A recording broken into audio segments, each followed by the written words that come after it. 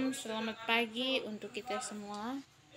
Pada kesempatan ini saya akan mempresentasikan hasil kerja saya, materi tentang teknologi pengolahan hasil ternak. Sebelum saya menjelaskan terlebih dahulu, di sini saya memperkenalkan nama, atas nama Francisca Anuvia, Prodi Teknologi Rekayasa Pangan Politeknik Pertanian Negeri Kupang. Selanjutnya saya akan memaparkan materi tentang teknologi pengolahan hasil ternak itu sendiri. Pengolahan hasil ternak. Adapun tujuan dari pengolahan hasil ternak yaitu dapat memperpanjang masa simpan, meningkatkan daya tahan, meningkatkan kualitas, nilai tambah, dan sebagai sarana diverifikasi produk. Dengan demikian, maka suatu produk menjadi memiliki daya ekonomi yang lebih setelah mendapat sentuhan teknologi pengolahan. Pengolahan hasil ternak bertujuan untuk menambah keragaman pangan, sedangkan pengawetannya bertujuan untuk memperpanjang masa simpan bahan pangan tersebut. Pengolahan hasil ternak merupakan hal yang penting dalam distribusi dan penyimpanan bahan pangan tersebut. Produk olahan dari hasil ternak. Berbagai macam produk olahan hasil ternak dapat diperoleh dari daging, susu, telur, dan kulit yang diolah dan diawetkan dengan cara pengolahan atau pengawetan. Produk-produk olahan yang cukup dikenal oleh masyarakat Indonesia misalnya abon, dendeng, bakso, dan corned beef. Di samping yang saat ini populer yaitu nugget dan sosis, keju, mentega, yogurt, serta kerupuk kulit. Produk olahan ini berasal dari hasil pengolahan hasil ternak. Teknologi susu. Susu adalah sekresi yang dihasilkan ambing ternak yang sehat, tidak ditambah atau dikurangi sesuatu apapun. Susu adalah bahan makanan sempurna, bahan makanan dengan nilai gizi yang tinggi. Susu ini sangat mudah dicerna perbandingan zat gizi dalam susu ideal. Berperan penting dalam diet makanan bagi bayi, anak-anak, wanita hamil, menyusui, dan orang tua. Hal ini karena susu merupakan memiliki nilai gizi yang paling tinggi untuk kesehatan manusia.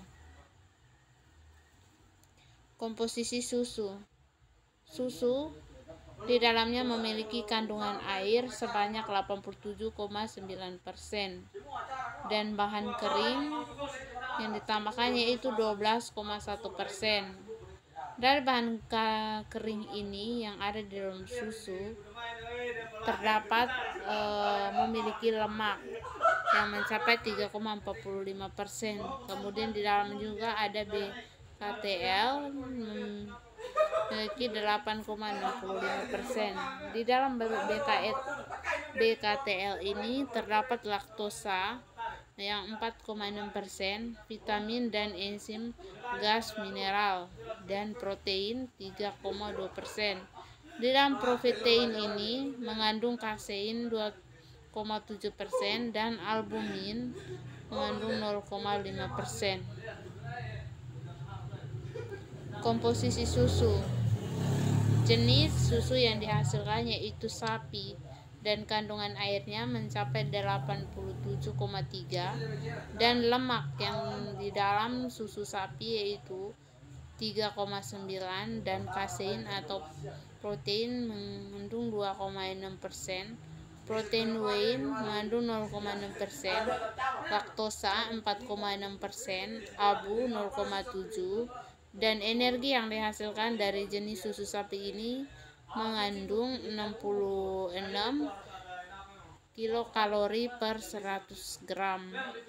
Dan jenis susu yang kedua adalah dari zebu, manusia, kuda, kerbau, kambing, dan domba, dan memiliki kadar air, lemak, kasein, protein, laktosa, abu dan kandungan energi yang berbeda. Komposisi kimia susu sapi. Di dalam susu sapi juga memiliki kandungan kimia di dalamnya, yaitu terdapat resang dan nasution. Menurut sumber resang dan nasution tahun 1962, komposisi kimia susu dalamnya BK mengandung 12,10% dan laktosa mengandung 4,60%, proteinnya 3,20%, lemaknya 3,45%, dan abu 0,85%. Sedangkan menurut Lamper tahun 1965, bahwa komposisi kimia susu BK-nya terdapat 12,71%, laktosanya mengandung 4,92%, proteinnya mengandung 3,42%, lemaknya 3,66%, dan abunya 0,71. Begitu pula menurut Brunner 1977 dan Flat dan Bill Test dan Grosser. Dari para ahli ini atau sumber yang mengatakan komposisi kimia susu sapi memiliki perbedaan nyata. Komposisi kimia susu colostrum. Di dalamnya terdapat air yang mengandung 71,69% dan bahan keringnya ada 28,31%, di bawah BJ 1,079, dan lemak yang terdapat dalam susu ada 3,37%, kemudian laktosa mengandung 2,48%, sedangkan kaseinnya 4,83%, yang normalnya adalah 4,8%. Kemudian globulin mengandung 15,85% dan globulinnya adalah 13% atau antibodi. Albumin. Mineral mengandung 1,78%, vitamin A, D, E, K, B, C itu lebih tinggi dari susu normal dan warnanya lebih kuning atau kuning kemerahan, itu reddish yellow.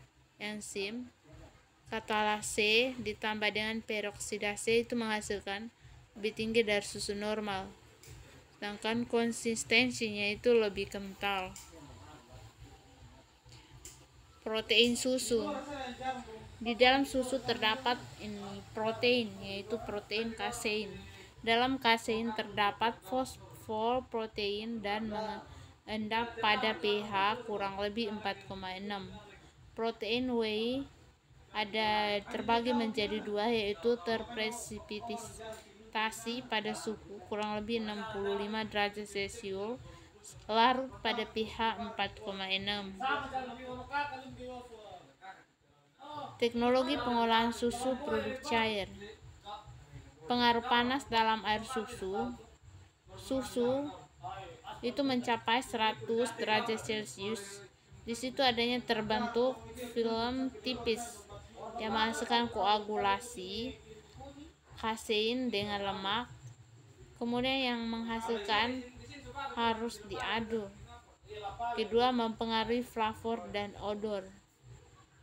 Kasein denaturasi. Yang keempat, albumin koagulasi. Yang kelima, laktosa itu cocok untuk membuat karamel. Viskositas berubah. Kemudian ini gambar struktur globula lemak yang diameternya 0,1 sampai 22 mikron. Gambar yang di tengah, yang paling tengah itu menunjukkan lemak, sedangkan gambar yang titik hitam itu adalah kasein.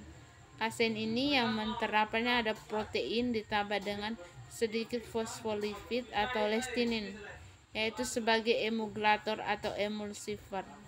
Kemudian gambar yang bagi warni itu adalah mantel air yang dalamnya ada mineral, vitamin, air, dan sebagainya. Susu merupakan bahan pangan yang memiliki nilai gizi tinggi, mengandung zat-zat esensial atau AA esensial, AA lemak esensial bagi tubuh. Yang kedua, perbandingan yang sempurna dari zat-zat gizi tersebut. Yang ketiga, zat-zat gizi yang diperlukan mudah dicerna dan diabsorpsi. Yang mengandung proteinnya 98% itu dapat dicerna. Lemak dan laktosanya mengandung 99% itu dapat dicerna. Yang keempat, cukup mengandung mineral.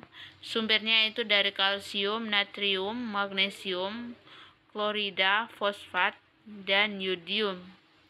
Sedangkan vitaminnya ada vitamin A, B1, B2, C, D, dan E. Enzim-enzim. Kemudian ada antibodi, yaitu laktabumin atau laktoglobulin. Tujuan penanganan susu yaitu dapat menghambat pertumbuhan mikroorganisme. Proses pengolahan susu yaitu susu diperah kemudian didinginkan pada suhu kurang lebih 4 derajat Celcius. Keuntungan dan kerugian. Keuntungan dalam proses pembuatan produk fermentasi, keju, dan lain-lain menghasilkan flavor yang khas. Kerugiannya itu dapat mengakibatkan pembusukan, penyakit-penyakit bila dikonsumsi. Pengolahan susu.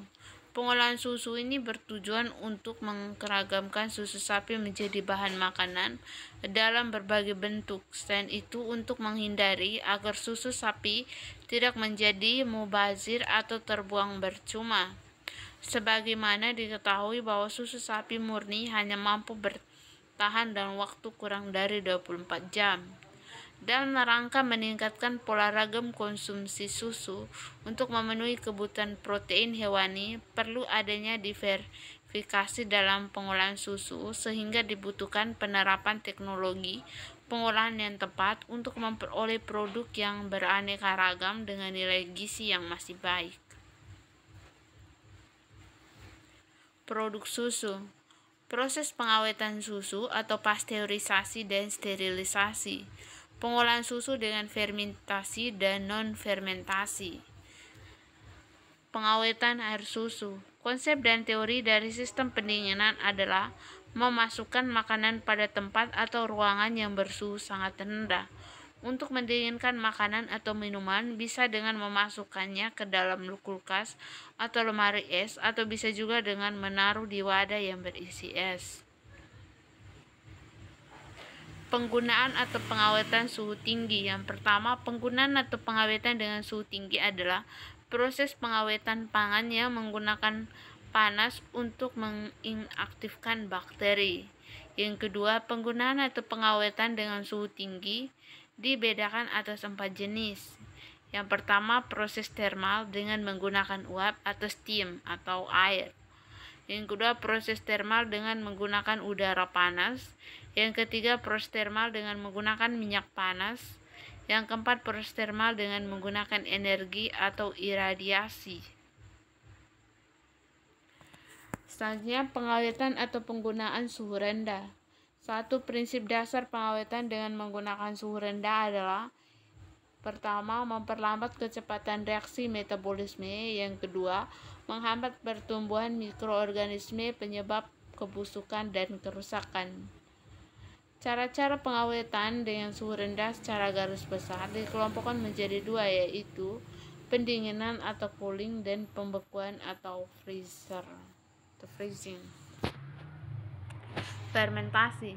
Produk-produk fermentasi antara lain yang pertama yogurt, sosis, roti, kecap, tauco, brim, nata de coco, dan fermentasi sayuran. Metode pasteurisasi. Ada dua metode pasteurisasi. Yang pertama, high temperature short time 72 C. Selama 15 detik dengan suhu tinggi waktu pendek. Light process holding low temperature on time 61 Celcius selama 30 menit skala rumah tangga dan suhu rendah waktu lama. Metode banyak modifikasi, penggunaan suhu dan waktu ruang tujuannya proses pasteurisasi yang dikehendaki. Tahap-tahap pengolahan: yang pertama penyaringan, yang kedua standarisasi 1, 3 pemanasan homogenisasi, yang kelima standarisasi 2, yang keenam sterilisasi, dan yang terakhir pendinginan. Sekian dan terima kasih dari presentasi saya tentang pengolahan hasil ternak. Saya ucapkan limpah terima kasih.